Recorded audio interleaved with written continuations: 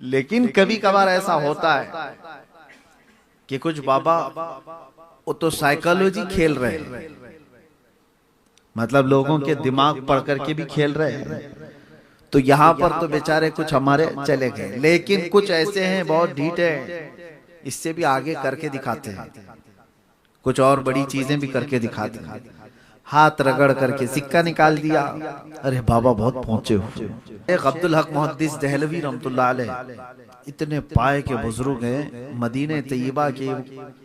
आप वहां से हिंदुस्तान आए थे, हुजूर के हुक्म पर आए थे। हुजूर पाक सल्लल्लाहु अलैहि वसल्लम की ख्वाब में जियारत करते थे और मदीने में रहते थे। अल्लाह के नबी सल्लल्लाहु अलैहि वसल्लम का हुक्म हुआ था कि तुम जाओ हिंद में मेरी हदीसों को फैलाओ।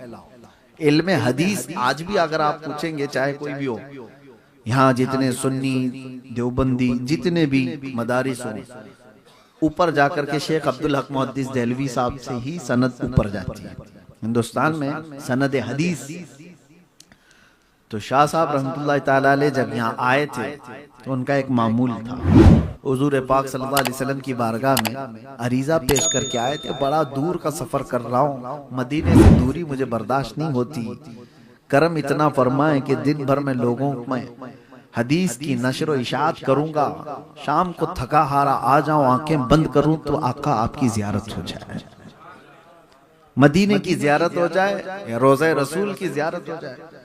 तो ये मामूल सैयदना अब्दुल हक मुहद्दिस देहलवी का था। जब आए, बुजुर्गों ने लिखा है कि वो दिन भर दर्स व तदरीस करते, हदीस पढ़ाते और शाम को मुराकबे में जाते, नबी पाक सल्लल्लाहु ताला अलैहि वसल्लम के रोजे की जियारत करते या हुजूर पाक की भी जियारत कर लेते। ये रोज का मामूल था। एक दिन ऐसा आया कि आप एक बस्ती से गुजर रहे थे, बहुत तवज्जो से सुने बाबाओं के आशिक लोग, और ये मेरा पैगाम सबको पहुंचा है। ये आज के जमाने का बाबा नहीं है, शेख अब्दुल हक मुहद्दिस देहलवी के जमाने की बात कर रहा हूं। गुजर रहे थे, किसी बस्ती से गुजरते गुजरते एक जंगल से आपका गुजर हुआ, तो आपने देखा एक खीमा लगा है और बहुत सारे लोगों की भीड़ जमा है।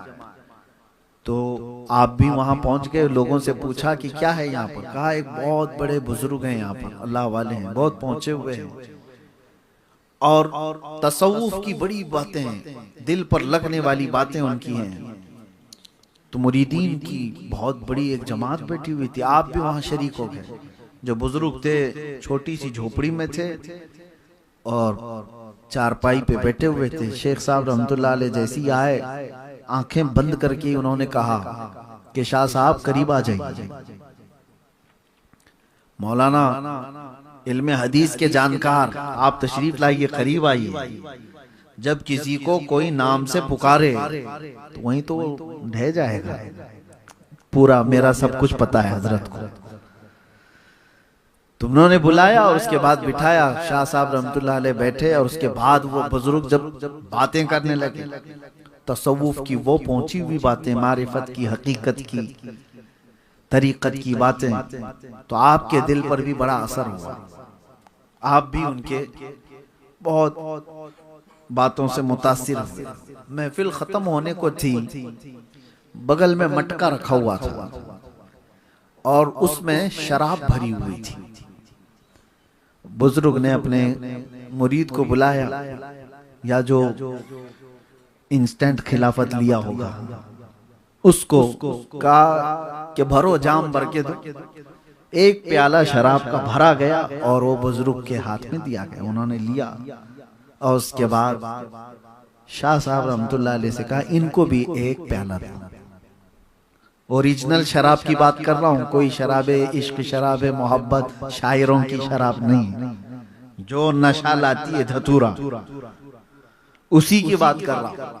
शराब खुद एक प्याले में और दूसरा प्याला हुक्म दिया कि शाह साहब को एक प्याला दो। आप देखते रह गए। शाह साहब रहमतुल्लाह अलैह इल्म हदीस के ऐसे जान, आपको हजारों हदीसें जो हाफिज हैं जिसके, वो इल्म हदीस के बादशाह कहलाते। आपने कहा हरगिज नहीं, मैं छूऊंगा भी नहीं, शराब हराम है। शेख आप क्या कर रहे हैं ये? सुनो,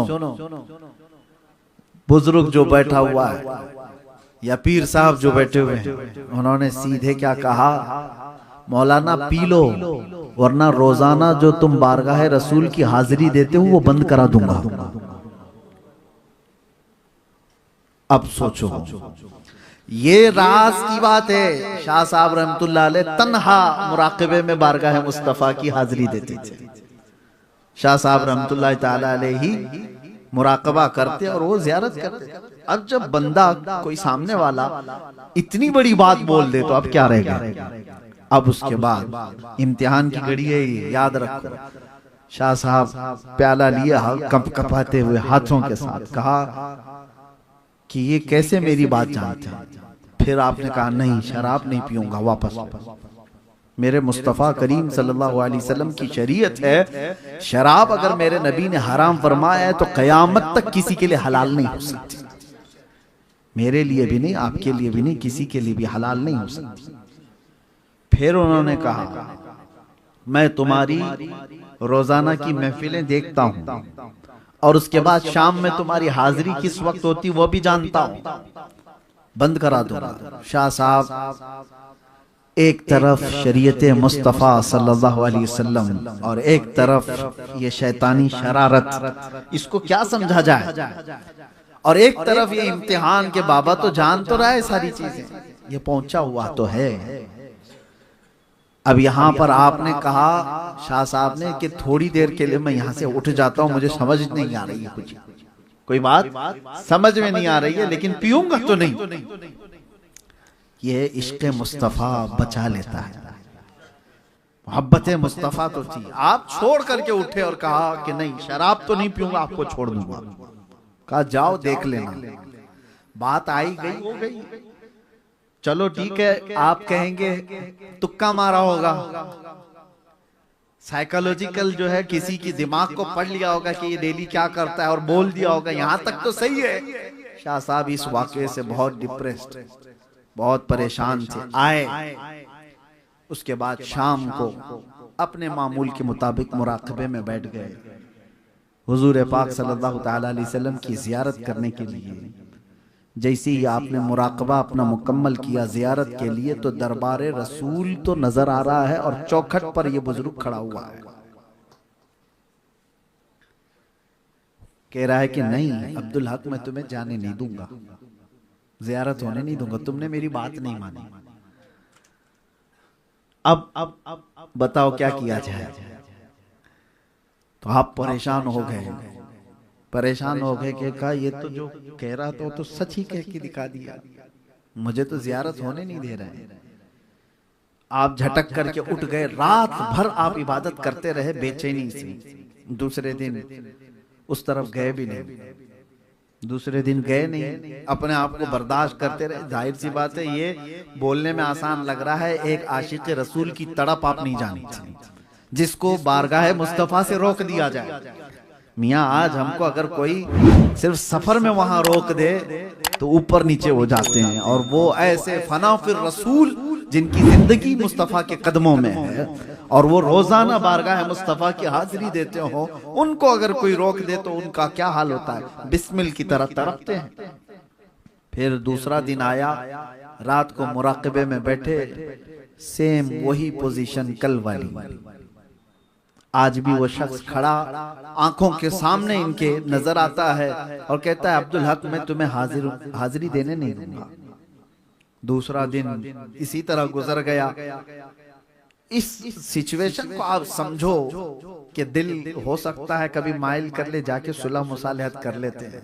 इतनी बड़ी नेमत तो छूट रही है, इतनी बड़ी दौलत जो मेरे साथ रोजाना की थी वो छूट रही है, बात तो कर ले, उससे क्या मसला है। हो सकता है वो कोई ओरिजिनल शराब नहीं पिला रहा हो सकता है कोई और शराब पिला रहा हो, लेकिन शेख साहब कहते हैं बदबू तो वही धतूरे की है, ये नशा लाने वाली शराब की बात कर रहा है। कैसे हो सकता है ऐसे, बहुत अपोजिट चीज है। तीसरा दिन आया, तीसरी रात आई तो बेकरारी इतनी बढ़ गई, आपको मैं बता रहा हूं। आज आपने मुराकबा नहीं किया, आज हिम्मत नहीं हो रही थी, मुराकाबा नहीं किया। अब जो ओरिजिनल चीज आशिक रसूल की होती है वो आपने इस्तेमाल किया। क्या है सबसे बड़ी चीज जो आशिक रसूल के पास होती है? उसकी वो सिसकियां जो हुजूर को पहुंचाती हैं। बेइख्तियार रो पड़े। बारगाह मुस्तफा ने कहा, इस मंजर से, इस हाल से मुझे या रसूल अल्लाह आपके सिवा कोई नहीं निकालेगा। मुझे बता दो या तो मैं गलत हूं, आपकी शरीयत का पास और लिहाज करने के लिए मैं खड़ा हूं, आपकी हदीसों की हिफाजत करने के लिए मैं सब छोड़ कर के आया हूं।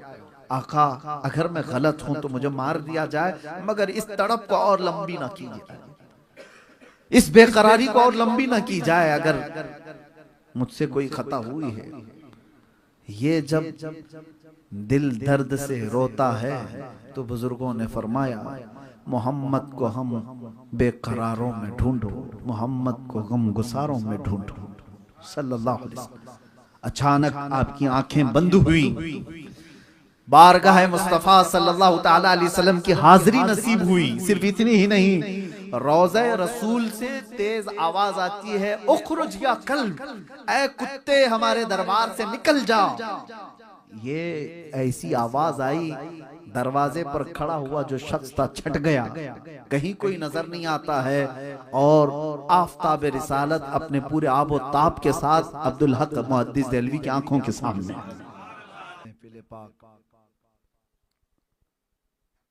सरकार गौसे आजम रज़ी अल्लाह तआला अन्हु की 11वीं शरीफ की मुनासिबत से रखी गई।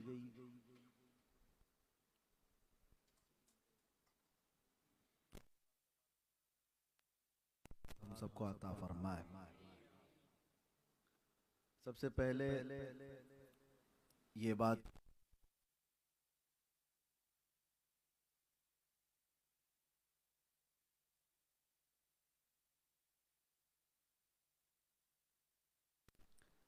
कि ये बहुत बड़ी बड़ी कॉन्फ्रेंसों और बड़े जलसों के मुकर्रिर हैं, और शायद कैमरे वाले बता दें तो पता चलेगा कि यहाँ कितनी बड़ी कॉन्फ्रेंस चल रही है, यहाँ कितना बड़ा जलसा चल रहा है। असल मसला बड़े जलसे, बड़े कॉन्फ्रेंस, बड़े मैदानों में खिताब करने का नहीं है। असल मसला नामूसे रिसालत पे बयान करने का है। वो चाहे 4 लोग हों या 4 लाख लोग हों, हम बात सब जगह वही करते हैं। हमारे लिए तादाद मैटर नहीं करती। अगर वही मसला होता तो कभी हम एक कोहे तूर पे चढ़ के नहीं आते। तकरीबन इतनी ऊंची सीढ़ियां चढ़कर और एक छोटी सी महफिल के लिए हमने कभी ऐसा स्टेटस नहीं बनाया है जहां हुजूर पाक सल्लल्लाहु ताला अलैहि वसल्लम की बात होती है, जहां अल्लाह ताला के महबूबों का जिक्र होता है। वो जिस इलाके में हो पहुंचने की हमारी अगर ताकत है तो हम उसमें हाजिर हो जाते हैं। स्टेटस देखना ये जरूरी नहीं होता। और दूसरी बात ये भी मैं आपको बता दूं, कभी कभार लाखों की तादाद में जमा हुए जलसे वो काम नहीं करते जो 4 लोगों की महफिल में बात हो जाती वो काम कर जाते। तो तादाद कभी मैटर करती नहीं। आपको मालूम होगा, आज से तकरीबन 3 साल पहले हमने एक जो मुबाहले का चैलेंज किया था, वो कोई बहुत बड़ी कॉन्फ्रेंस और बहुत बड़े जलसे में नहीं हुआ था। वो मस्जिद की एक छोटी सी महफिल थी जिसमें 40 से 50 लोग बैठे होंगे। लेकिन जो बात निकली, जहां पर निशाना लगाया गया था, सीधे जाकर कुत्ते पर निशाना लगी रहा। और कभी हमने नहीं देखा कि बड़ी कॉन्फ्रेंस होगी तो बोलेंगे बात वायरल होगी, ऐसा नहीं है। ये अल्लाह रब्बुल इज्जत की शान है, वो जिस बात को जैसा चाहे वो अल्लाह तबारक ताला कायनात में फैला देता है। वो कादिर मुतलक है। तो हमें सिर्फ हुक्म किस चीज का है, वमा अलैना इल्लल बलागुल मुबीन। आप ये मत समझें कि तकरीर खत्म कर दिया। ये कुरान की आयत है। सूरह यासीन शरीफ में, जिसका मतलब आप समझो। अभी मैंने पढ़ा तो सब शौक होकर देख रहे हैं कि हजरत खत्म हो गया, क्योंकि आप खत्म पे ही आयत सुनते हैं ना, वमा अलैना इल्लल बलाग। बहुत सारे लोग कुछ बात खत्म करने को भी यही कह जाते हैं, ये मजाक नहीं है, असल में ये हर आलिम दीन इसलिए बयान करते। ये अंबिया इकराम अलैहिस्सलाम की मान थी। अंबिया इकराम जब तबलीग करते थे और आखिर में वो ये कहते थे वमा अलैना इल्लल बलागुल मुबीन, मतलब ये है हम पर सिर्फ पहुंचाना फर्ज है, किसी को मार करके अमल करवाना ये हमारा काम नहीं है, किसी को हमसे एग्री करवाना ये हमारा काम नहीं है। हम पर काम क्या है, सिर्फ पहुंचाना, लोगों के दिलों में उतारना और दुनिया भर में फैलाना, ये रब की शान है, ये उसके अल्लाह तबारक व तआला के फजल पर है। खैर, आज जो बात सुननी थी आपको वो आपने सुन लिया। क़िबला उस्ताज़ुल असातिज़ा हज़रतुल अल्लामा मुफ्ती ज़ुबैर अहमद साहब क़िबला अदामल्लाहु इक़बालहू से उनकी नासिहाना कलमात आप सुन रहे थे। बड़ों के बोलने के बाद फिर हमें ज़्यादा बोलने की ज़रूरत नहीं थी, लेकिन चंद बातें चूँकि आप मोहब्बत में सुनने के लिए बैठे हैं तो अर्ज़ किए देता हूँ। हम निस्बतों वाले लोग हैं और हमेशा एक बात याद रखना, अपने बच्चों को भी ये चीज मुंतकिल करते चले जाओ। दीन कौन सा हमारे बच्चे इख्तियार करने वाले हैं आगे के दौर में, क्योंकि सारा का सारा इनका दारो मदार आज इंटरनेट पर है। सोशल मीडिया ये बहुत बड़ा सोर्स है इंफॉर्मेशन का, यानी आपको जो मालूमात पहुंचती है उसका सबसे बड़ा सोर्स आज के दौर में क्या है, सोशल मीडिया। कुछ भी आपसे पूछा जाए कैसे पता चला आपको, सोशल मीडिया ये बहुत बड़ा सोर्स है। और पहले के दौर में किसी से कुछ सवाल करते, अगर वो कोई मसला बताते भी तो आपको कैसे पता, तो कहते बहारी शरीयत में पढ़ा है मैंने, बुखारी शरीफ में पढ़ा है मैंने। वो किताबें सोर्स थी इंफॉर्मेशन की, और आज के दौर में सारी चीजों का सोर्स जो है वो सोशल मीडिया। दीनी नॉलेज भी, दुनियावी नॉलेज भी, सब चीजों को उन्होंने सोर्स बनाया। इसलिए अब मैं आपसे कहता हूं कि अल्लाह के नबी सल्लल्लाहु तआला अलैहि वसल्लम का ये दीन, इसको बुजुर्गों ने फरमाया उन्जुर अम्मन तअखुदून दीनकुम, ये हमेशा देखा करो कि दीन किससे ले रहे हो। मार्केट में जाकर के अपना सामान खरीदने के लिए उसकी कैटेगरी चेक करते हो, डॉक्टर को दिखाना है अपना जिस्म तो आप उसकी डिग्रियां चेक करते हैं, इसका बैकग्राउंड कैसा है, किसी को इंजेक्शन से मार तो नहीं देता।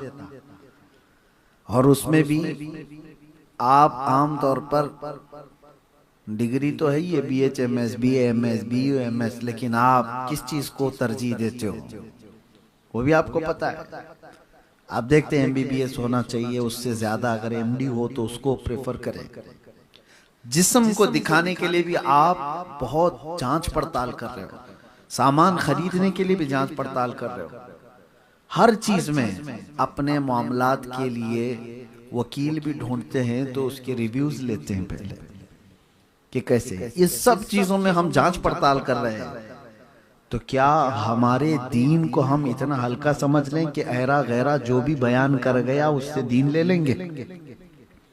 सोर्स ऑफ इंफॉर्मेशन जो है, मालूमात का जो जरिया है आपका, उसके ऊपर आपकी हमेशा तवज्जो होना चाहिए। क्या चेक करना है, आप लो नॉलेज लो, इंटरनेट से लो, कहीं से भी लो, लेकिन एक कसौटी हमेशा अपने साथ रखना।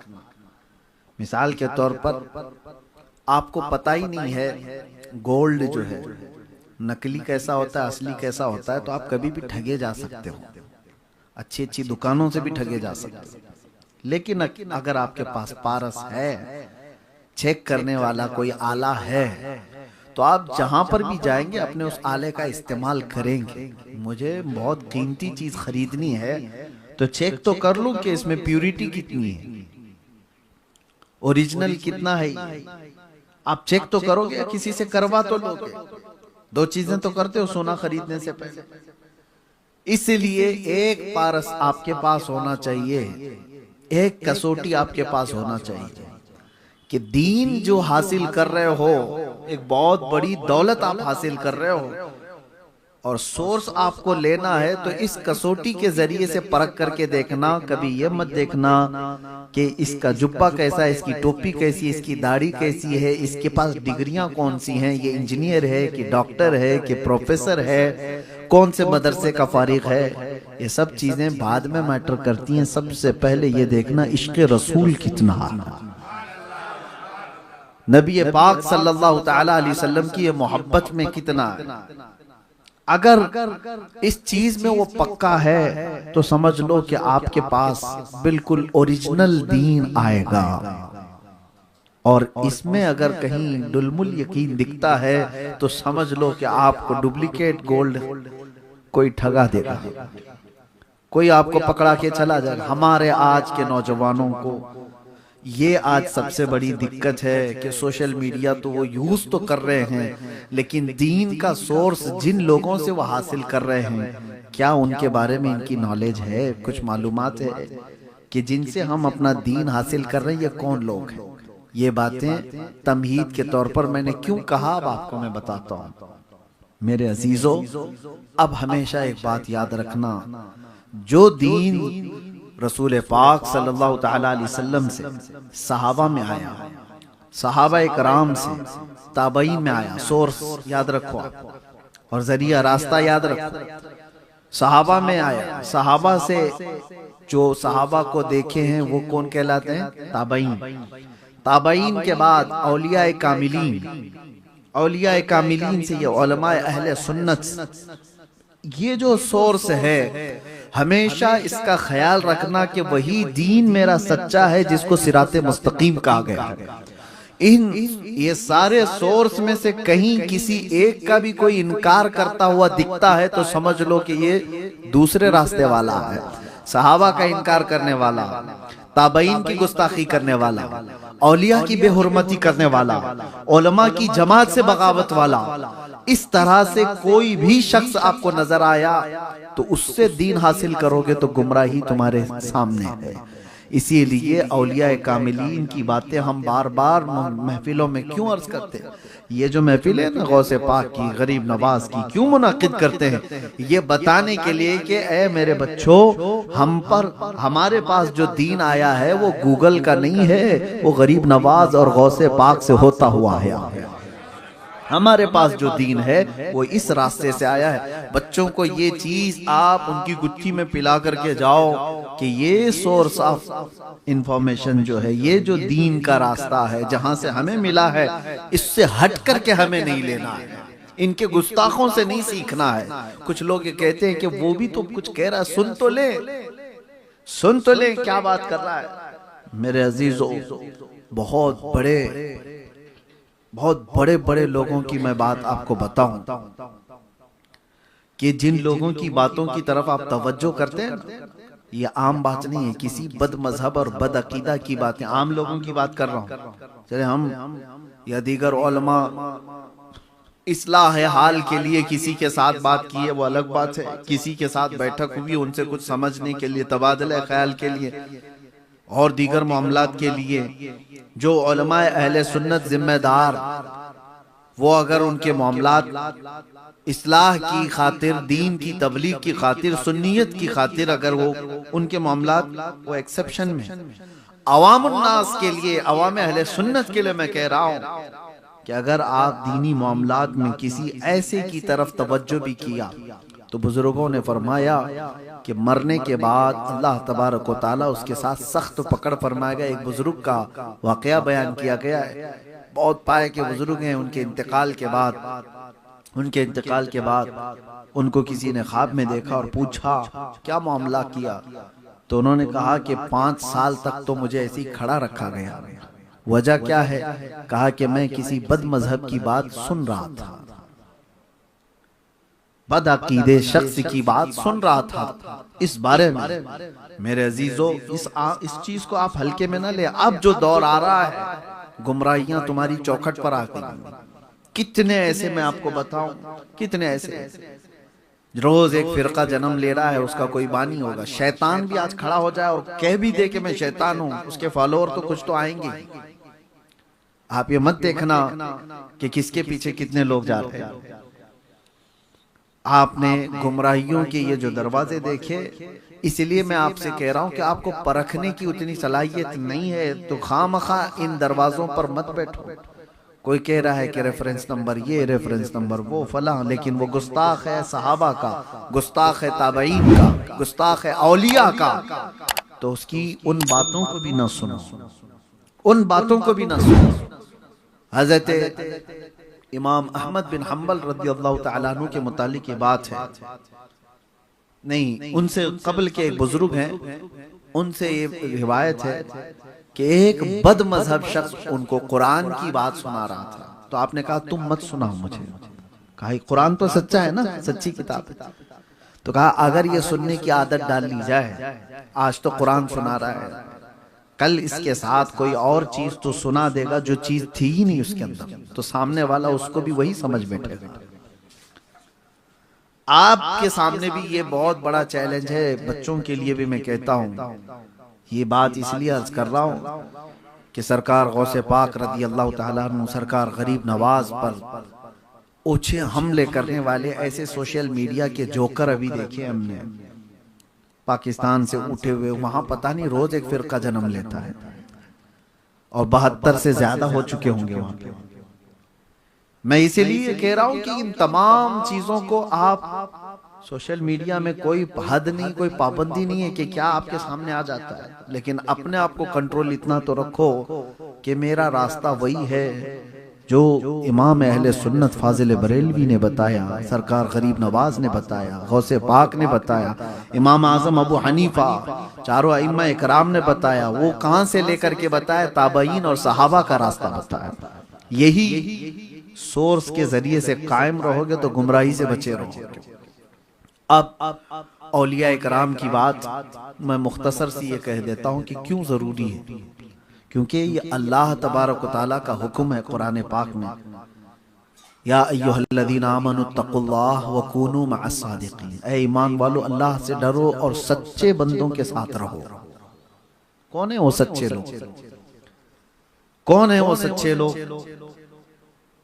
इसको कुरान ही गवाही देता है कि सच्चे और तकवा वाले वही हैं जो अल्लाह के वली हैं। अल्लाह का वली कौन है? जिसके पास तकवा है, और मुत्तकी ही अल्लाह का वली है। ये दोनों लाजिम मलजूम है। और मुत्तकी कौन है, तकवा वाला कौन है, उसकी दो चीजें मैं आपको बताऊं। तकवा दर हकीकत अल्लाह के खौफ को कहते हैं, अल्लाह का डर, अल्लाह की खशियत जिसके सीने में है। लेकिन वो तकवा उसको ऐसा पाबंद बना देता है, ऐसा पाबंद बना देता है कि वो शरीयत मुस्तफ़ा सल्लल्लाहु तआला अलैहि वसल्लम के दायरे से एक बाल बराबर भी आगे नहीं बढ़ता। मुत्तकी वो होता है। कुछ लोगों को ऐसा लगता है कि बड़े परहेजगार हैं। कौन? खाना छोड़ देने वाला, पानी छोड़ देने वाला, लंबे लंबे चिल्ले करने वाला। लोग ये कहते दुनिया छोड़ दिया इन्होंने, ये बहुत परहेजगार है। मेरे अजीजों, ये चीज तो सन्यासी भी कर लेते हैं।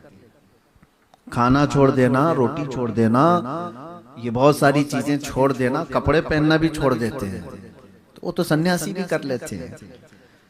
तो सन्यास का नाम तकवा नहीं है। सिर्फ और सिर्फ ये चीजें छोड़ने का नाम तकवा नहीं है। तकवा दर हकीकत अल्लाह रब्बुल इज्जत के उस अजीम खशियत और खौफ का नाम है जो उसको शरीयत से एक बाल बराबर भी आगे नहीं करती। हाँ, कोई बंदा ऐसा आपको दिख रहा है कि सब दुनिया तो छोड़ा हुआ, इसका घर बार कुछ नहीं है, लेकिन वो लोगों के सामने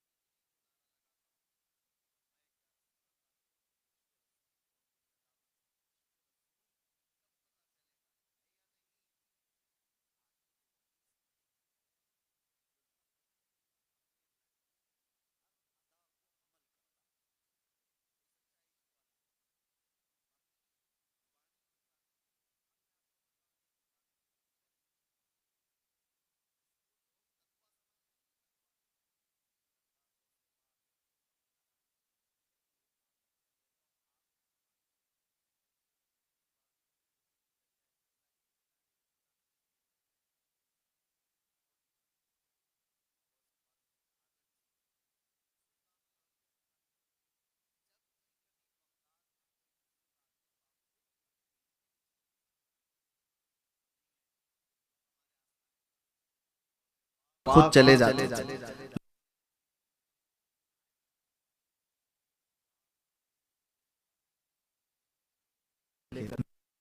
उस बुजुर्ग सरकार गौसे पाक जब चल करके गए, दरियाए दजला के किनारे जो रेत पड़ी हुई थी वहां पर पहुंचे तो लोग वहां तो बहुत सारे थे। गौसे पाक ने पूछा वो अल्लाह वाले कहाँ हैं? कहा अभी चले गए, 3 दिन से मुसलसल यहीं पर इबादत कर रहे थे, लेकिन अभी थोड़ा वक्त हुआ वो यहाँ से कूच कर गए, सफर पे चले गए। आपने कहा मुझे बड़ा अफसोस है कि मैं मिल नहीं पाया। उसके बाद गौसे पाक ने पूछा कि वो इबादत कहाँ करते थे? तो लोगों ने बताया ये रेत पर। तो आप जा करके देखते हैं तो रेत पर हाथ के पैरों के निशान थे जो सजदे करते थे। सजदे में हो जाते हों तो हाथों के निशान भी थे, पैरों के निशान भी थे। आपने गौर से देखा और उसके बाद कहा वो झूठा शख्स है, वो अल्लाह का वली नहीं है जिसको तुम समझ बैठे थे। लोगों ने कहा आपने तो उन्हें देखा भी नहीं, आप कैसे कह रहे हो? तो आपने फरमाया अल्लाह का वली वो होता है जो मेरे नबी पाक की हर सुन्नत पर अमल करता है, सुन्नत मुस्तफ़ा को तर्क नहीं करता। तो कहा आपने क्या देखा? कहा देखो जिसको तुम बुजुर्ग समझ बैठे थे, ये देख रहे हो रेत पर उसके उंगलियों के निशान है सजदे के। कहा ये 10 उंगलियां खुली हुई दिख रही हैं? कहा हाँ दिख तो रही है। कहा मेरे नबी की सुन्नत थी जब हुजूर सजदे में जाते तो उंगलियां जमी हुई होती, मिली हुई होती। तो कहते हैं वो एक सुन्नत को छोड़ने वाला मैं उसको वली नहीं समझता। यहाँ तो 5-5 अंगूठियां पहनने वाले, छल्ले वाले, लठ वाले, पता नहीं क्या क्या वाले, सबको लोग समझ बैठे हैं कि बहुत पहुंचे हुए। और एक बात मैं बता दूं, ऐसे वाले अगर कुछ करके भी दिखा दें तब भी आप मत धोखे में जाना। लोग ये कहते मौलाना लोग तो इनके खिलाफ बोलते हैं बाबा लोगों के। हाँ बोलेंगे, हम आखिरी सांस तक बोलेंगे, इसलिए कि दर्द उस वक्त होता है जब मेरे नबी पाक की शरीयत की कोई धज्जियां उड़ा रहा हो और हुजूर की इस उम्मत को, भोली भाली उम्मत को अपने दामे फरे में फंसा रहा हो। हमें पता नहीं वो इंसान की शक्ल में शैतान हो सकता है जो अपना मुरीद बना करके इतनों को गुमराह करना चाहता है, इसलिए हम बोलेंगे। लेकिन कभी कभार ऐसा होता है कि कुछ बाबा वो तो साइकोलॉजी खेल रहे हैं, मतलब लोगों के दिमाग पढ़ करके भी खेल रहे हैं। तो यहाँ पर तो बेचारे कुछ हमारे चले गए, लेकिन कुछ ऐसे हैं बहुत ढीठ हैं, इससे भी आगे करके दिखाते हैं, कुछ और बड़ी चीजें भी करके दिखाते हैं। हाथ रगड़ करके सिक्का निकाल दिया, अरे बाबा बहुत पहुंचे हुए। बहुत कुछ करके दिखाने वाले लोग भी आपको अगर टकराव हो जाए तब भी मत समझना, कसौटी याद रखना, कसौटी याद रखना। और वो अगर कोई करामत ना भी दिखाए तो वो बादशाह है, अगर हुजूर का इश्क उसके पास है। कोई करामत ना दिखाए वो बादशाह है हमारे दिलों का। इससे बड़ी चीज मैं आपको बताऊं, शेख अब्दुल हक मुहद्दिस दहलवी रहमतुल्लाह अलैह इतने पाए के बुजुर्ग हैं, मदीने तैयबा के। आप वहां से हिंदुस्तान आए थे, हुजूर के हुक्म पर आए थे। हुजूर पाक सल्लल्लाहु अलैहि वसल्लम की ख्वाब में जियारत करते थे और मदीने में रहते थे। अल्लाह के नबी सल्लल्लाहु अलैहि वसल्लम का हुक्म हुआ था कि तुम जाओ हिंद में मेरी हदीसों को फैलाओ। इल्म हदीस आज भी अगर आप पूछेंगे, चाहे कोई भी हो, यहाँ जितने सुन्नी देवबंदी जितने भी मदारिस हो, ऊपर जाकर के शेख अब्दुल हक मुहद्दिस दहलवी साहब से ही सनद ऊपर जाती है हिंदुस्तान में, सनद हदीस। तो शाह साहब रहमतुल्लाह ताला अलैह जब यहाँ आए थे तो उनका एक मामूल था, हुजूर पाक सल्लल्लाहु अलैहि वसल्लम की बारगाह में अरीजा पेश करके आए थे। बड़ा दूर का सफर कर रहा हूँ, मदीने से दूरी मुझे बर्दाश्त नहीं होती, करम इतना फरमाए कि दिन भर में लोगों में हदीस की नशर व इशाअत करूंगा, शाम को थका हारा आ जाऊं, आंखें बंद करूं तो आका आपकी जियारत हो जाए, मदीने की जियारत हो जाए या रोज़ा रसूल की जियारत हो जाए। तो ये मामूल सैयदना अब्दुल हक मुहद्दिस दहलवी का था। जब आए, बुजुर्गों ने लिखा है कि वो दिन भर दर्स व तदरीस करते, हदीस पढ़ाते और शाम को मुराकबे में जाते, नबी पाक सल्लल्लाहु ताला अलैहि वसल्लम के रोजे की जियारत करते या हुजूर पाक की भी जियारत कर लेते। ये रोज का मामूल था। एक दिन ऐसा आया कि आप एक बस्ती से गुजर रहे थे, बहुत तवज्जो से सुने बाबाओं के आशिक लोग, और ये मेरा पैगाम सबको पहुंचा है। ये आज के जमाने का बाबा नहीं है, शेख अब्दुल हक मुहद्दिस देहलवी के जमाने की बात कर रहा हूं। गुजर रहे थे, किसी बस्ती से गुजरते गुजरते एक जंगल से आपका गुजर हुआ, तो आपने देखा एक खीमा लगा है और बहुत सारे लोगों की भीड़ जमा है। तो आप भी वहां पहुंच गए, लोगों से पूछा कि क्या है यहाँ पर। कहा एक बहुत बड़े बुजुर्ग हैं यहाँ पर, अल्लाह वाले हैं, बहुत पहुंचे हुए हैं, और तसव्वुफ की बड़ी बातें हैं, दिल पर लगने वाली बातें उनकी हैं। तो मुरीदीन की बहुत बड़ी एक जमात बैठी हुई थी, आप भी वहां शरीक हो गए। जो बुजुर्ग थे छोटी सी झोपड़ी में थे और चारपाई पे बैठे हुए थे। शेख साहब रहमतुल्लाह अलैह जैसे ही आए, आंखें बंद करके उन्होंने कहा कि शाह साहब करीब आ जाइए। मौलाना इल्मे हदीस के जानकार, आप तशरीफ लाइए, करीब आइए। जब किसी को कोई नाम से पुकारे तो वहीं तो ढह जाएगा पूरा, मेरा सब कुछ पता है हजरत को। तुमने बुलाया और उसके बाद बिठाया, शाह साहब रहमतुल्लाह अलैह बैठे, और उसके बाद वो बुजुर्ग जब बातें करने लगे, तसव्वुफ की वो पहुंची हुई बातें, मारिफत की, हकीकत की, तरीकत की बातें, तो आपके दिल पर भी बड़ा असर हुआ। आप भी उनके बहुत बातों से मुतासिर हुए। महफिल खत्म होने को थी, बगल में मटका रखा हुआ था और उसमें शराब भरी हुई थी।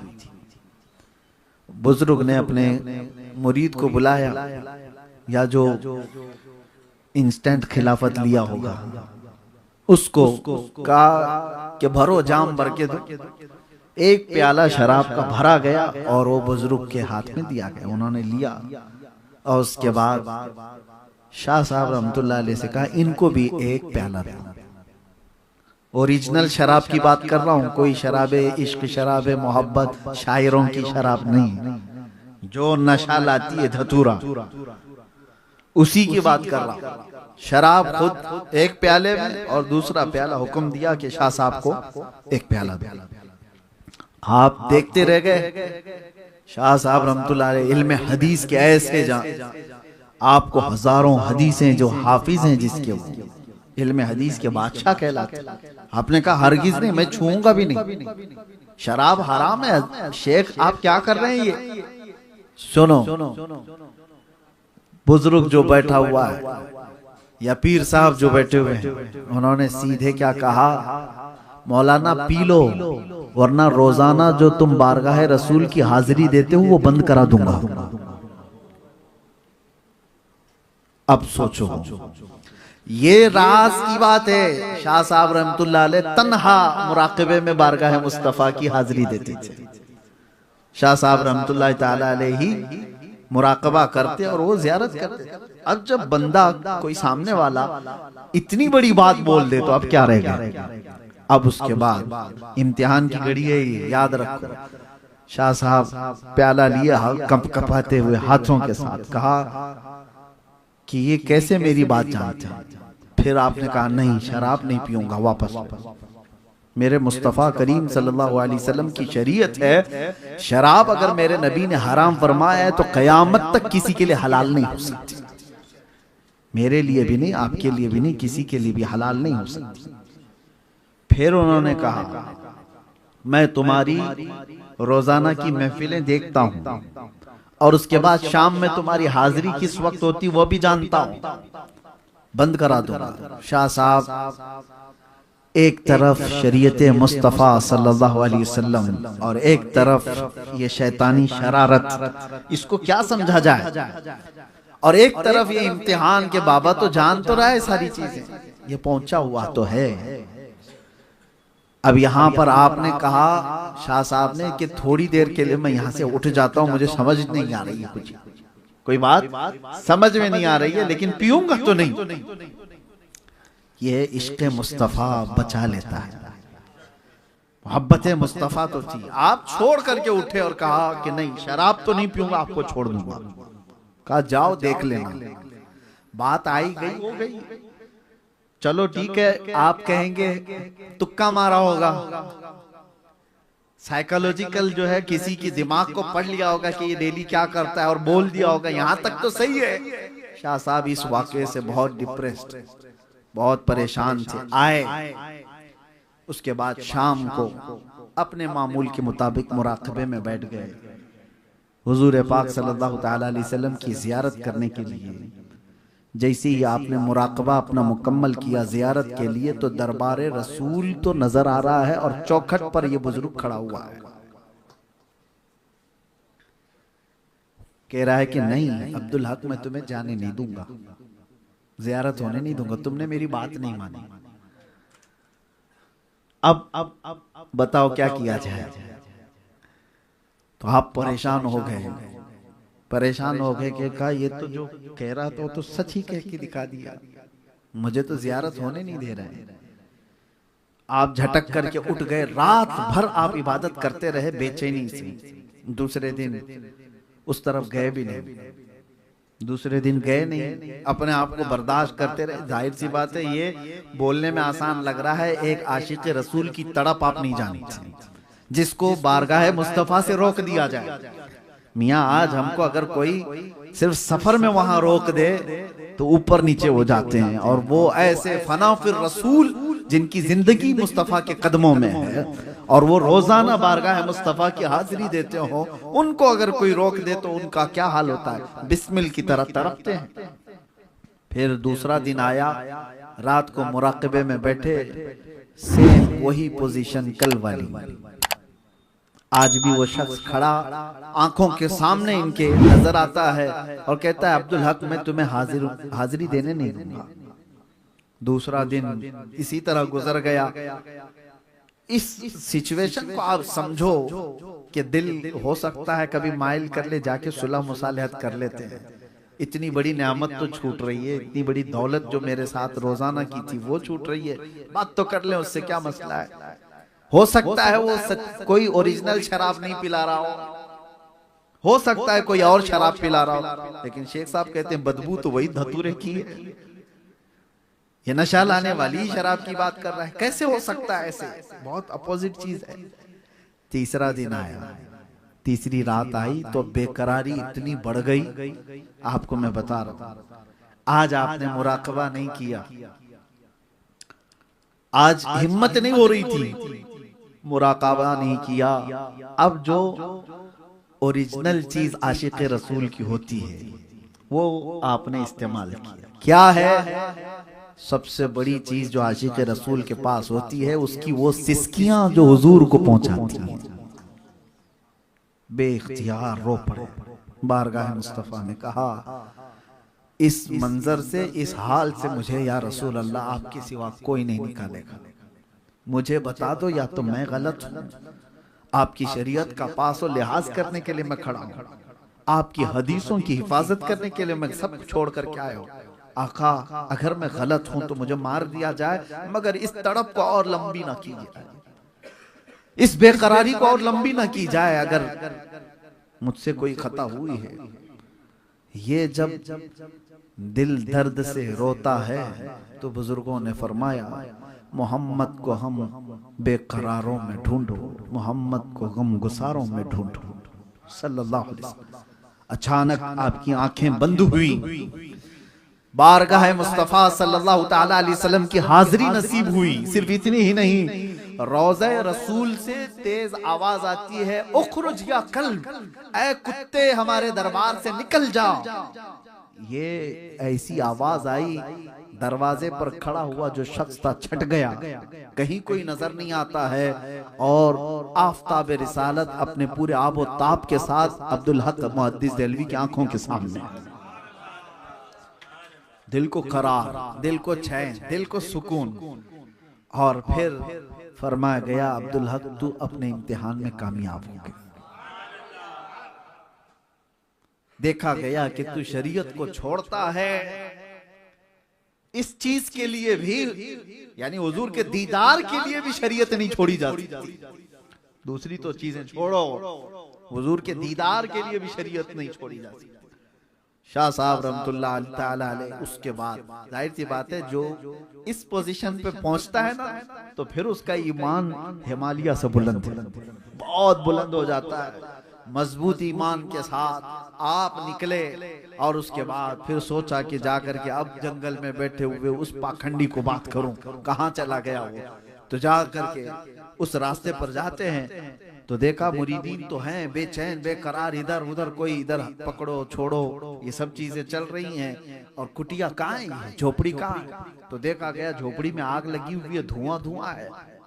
लोगों से पूछा कि साहब कहाँ चले गए, कहाँ गए पीर साहब? तो लोगों ने कहा हजरत हमको पता नहीं, अचानक एक हादसा हुआ, एक बिजली कड़की, बिजली का शोला झोपड़ी पर पड़ा तो पड़ा बिजली की इस शोले से आग की चिंगारियां निकलने लगी, धुआं तो आ रहा है।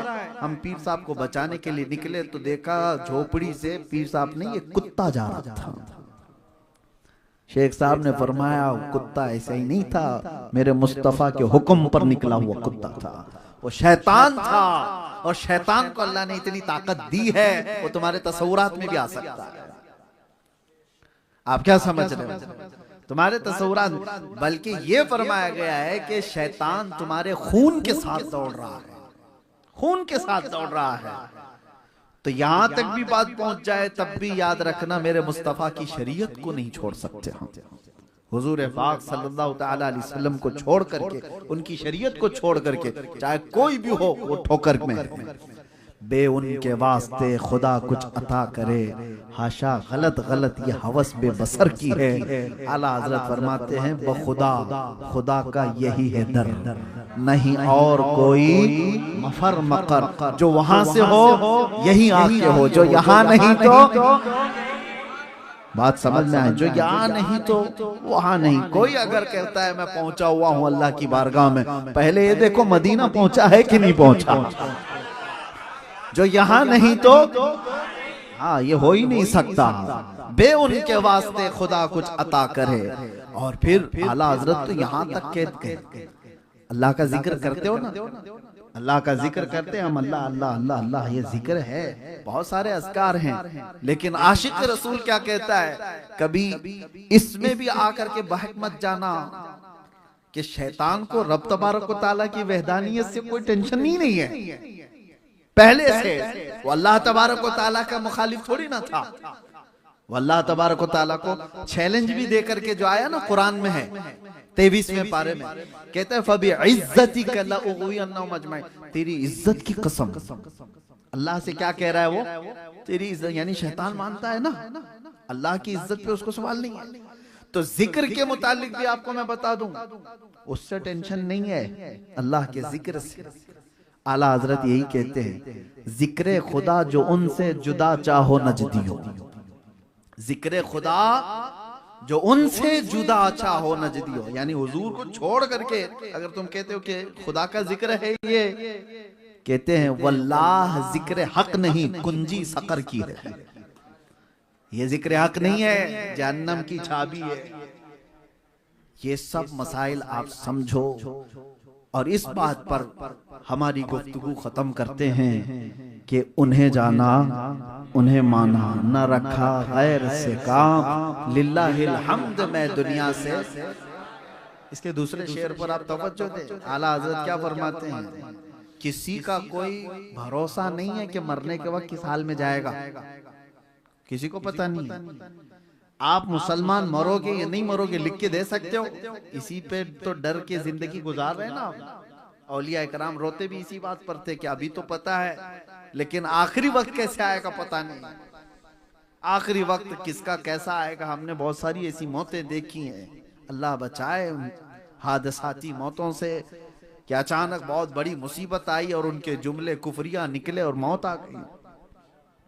आखिरी वक्त किसी का नहीं मालूम, मुसलमान मरेगा कि नहीं मरेगा कोई इस बात की गारंटी नहीं दे सकता। लेकिन आला हजरत फरमाते हैं एक चीज है जो तुम्हारे आखिरी वक्त भी अच्छा होने की जमानत देती है, वो कौन सी चीज है, उन्हें जाना उन्हें माना। ये दरवाजा पकड़े रहोगे तो होगा क्या, लिल्लाहिल हम्द मैं दुनिया से मुसलमान। ये पक्का है इंशाअल्लाह ये दरवाज़ा पकड़े रहोगे तो ईमान की हालत में दुनिया से जाओगे। अल्लाह तबारक व तआला उसी रास्ते पर हम सबको गामजन रखे। बारगाह गौस से, बारगाह गरीब नवाज से, बारगाह इमाम अहले सुन्नत से होते हुए अल्लाह ताला सहाबा ताबईन के इस रास्ते पर हमको चलाए और दीन की सच्चाइयाँ हमें अता फरमाए। व आखिरु दावाना अनिल हम्दुलिल्लाहि रब्बिल आलमीन। अस्सलामु अलैकुम।